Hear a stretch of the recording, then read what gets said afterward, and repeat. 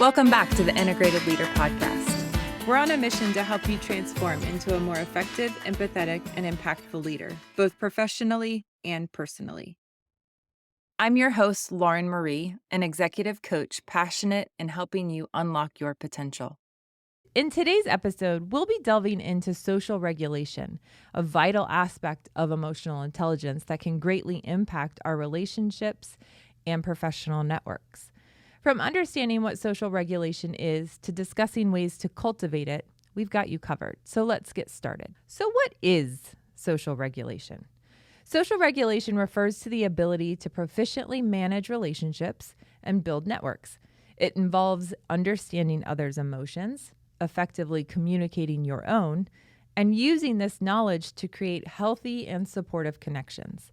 Social regulation is essential for both personal and professional success, as it allows us to navigate complex social situations, collaborate with others, and form meaningful connections. Why do people lack social regulation, or how might you know if you lack social regulation? There are several reasons why people may struggle. Some of the most common include a lack of emotional awareness themselves, which can make it difficult to understand others' emotions. Or maybe it's poor communication skills, which can lead to misunderstandings or conflicts. You might have limited social exposure or experiences, maybe an introverted personality or social anxiety, and a history of negative or traumatic experiences in relationships. By identifying the factors contributing to your own challenges with social regulation, you can take the first step toward overcoming them and developing stronger connections. I'd like to discuss some common reasons for avoiding social regulation. People might avoid working on their own social regulation for various reasons.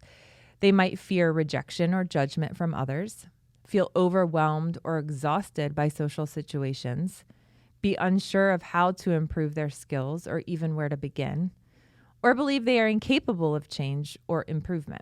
Addressing these concerns can help you embrace social regulation and experience its benefits, such as improved relationships, increased confidence, and enhanced professional opportunities. Cultivating social regulation involves several key steps. First, develop emotional awareness. If you're just joining us in this podcast season, we encourage you to go back to the beginning with self-awareness, because just like math in elementary school, each of these episodes has been built on the one previous. And so the first way to develop your own social regulation is by understanding your own emotions and by practicing empathy and active listening. This will help you better understand other people's perspectives. Next, enhance your communication skills through training, reading, or workshops. Clear and effective communication is really crucial for navigating social situations and resolving conflict. Also, seek out diverse social experiences to expand your comfort zone and develop social regulation skills in various contexts. Establish healthy boundaries in relationships and learn to assert your needs, ensuring that your connections remain supportive and balanced. Practice conflict resolution techniques to navigate disagreements effectively and maintain positive relationships. And finally, reflect on your interactions and learn from both success and setbacks, using these experiences to inform your future social interactions. Remember, social regulation is a continuous journey that requires patience and commitment. As a leader, you can support others in developing social regulation by creating safe and inclusive environments that encourage open communication and trust. I'd like to reference our first season of the Integrated Leader Podcast, where we talk about psychological safety and trust in the work environment. Provide constructive feedback to help team members improve their interpersonal skills and encourage collaboration and team building activities to strengthen relationships. Offer resources and opportunities for personal and professional growth, such as workshops, training sessions, or mentorship programs. And most importantly, model effective communication and emotional intelligence yourself. Demonstrating the value of social regulation and inspiring others to follow suit is one way to grow a healthy culture in your organization. By helping others hone their social regulation skills, you can contribute to a more connected and effective team. So without further ado, let's dive into the conversation with Caleb regarding social regulation in the framework of emotional intelligence. Caleb, thank you for joining us. Thanks for having me. It's a pleasure. No, the pleasure's mine. This whole episode, we've been talking about social regulation. Kind of sounds like if you figure this out, you're going to have everything in life. Yeah, it almost sounds like you will be able to Rule the world. Yeah, it's like the bit and the horse, right? So you just somehow you're able to tell everyone in the room what to do and how to do it. It's like, aha, I've learned how to control everything. Yes, but that's not really it. It is a skill that helps immensely in multiple aspects of life. A lot of people struggle with this. So if someone struggles with social anxiety or feelings of overwhelm in social situations, are there ways to improve and manage that? Yeah, I think so. I think that first off, being able to, as we've said earlier, find some safe places to learn and understand about your own anxiety and be able to regulate your own internal experience is primary. That's how social regulation starts, is from self-regulation. It all starts from the place of the leader.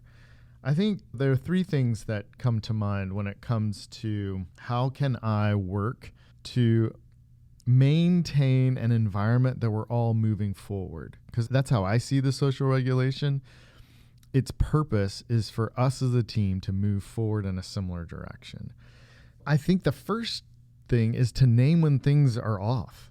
I think it sounds almost rudimentary, but if everyone's not going in the same direction, it might be helpful to stop and go, I think we're lost, versus the trying to go faster in any direction that you might be, and therefore going astray. The second thing is I think the leader who is calm and curious gets a lot further.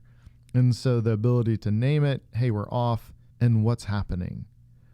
Tell me what's happening. Where are we missing each other is super important. And to do it in a calm way that is not pejorative or demeaning or punitive is really important for there to be some movement forward.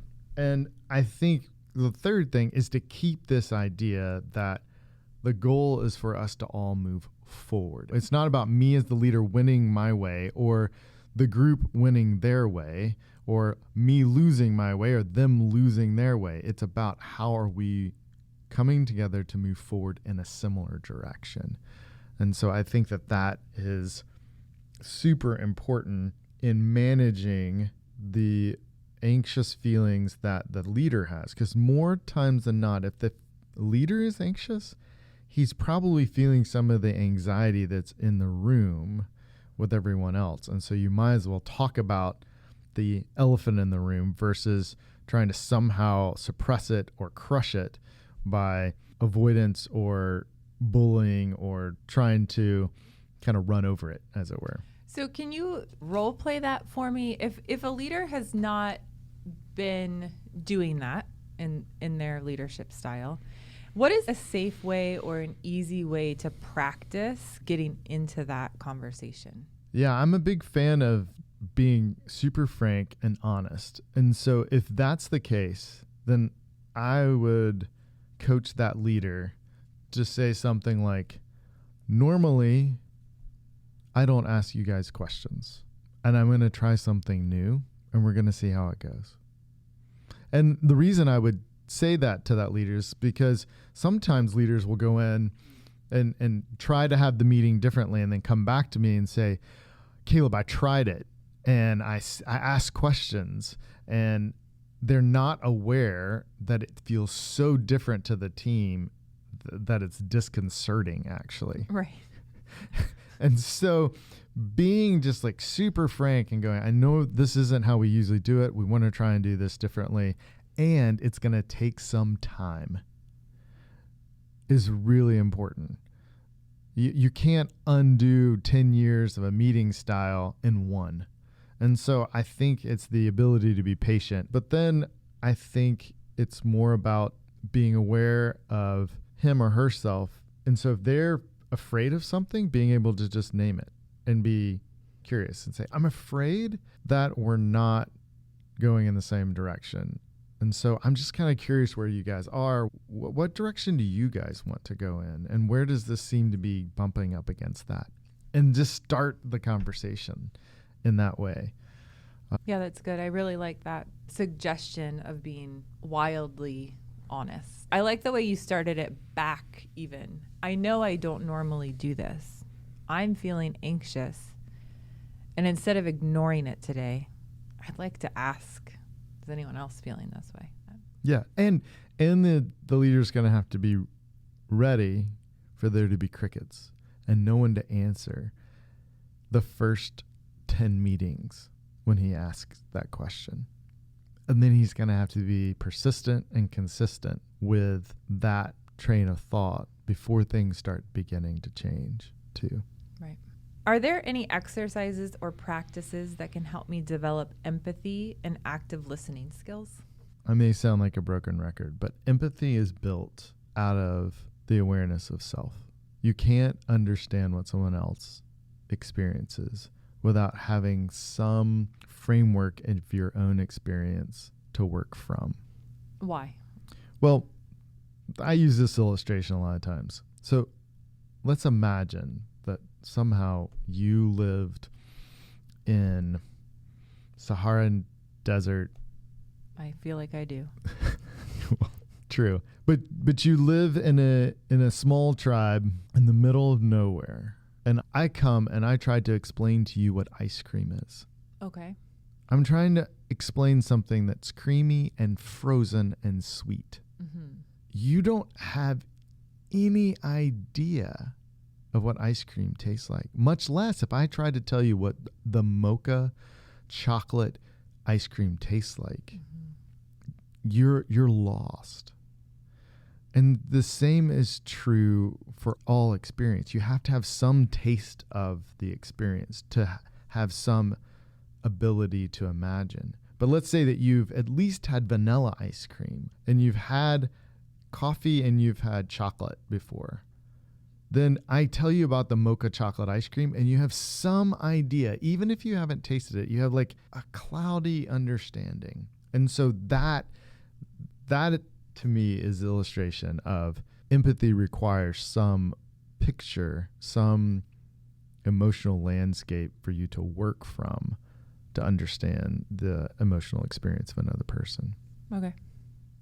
I mean, another example would be to try and talk to a 10-year-old about what it's like to be a 40-year-old married and having children. They just don't have the context for that. They don't have the experience for it. They can't feel what that would be like. And so empathy is the ability to imagine and sense the experience of another person. It almost feels like then in the world of emotions, you want to be well-traveled.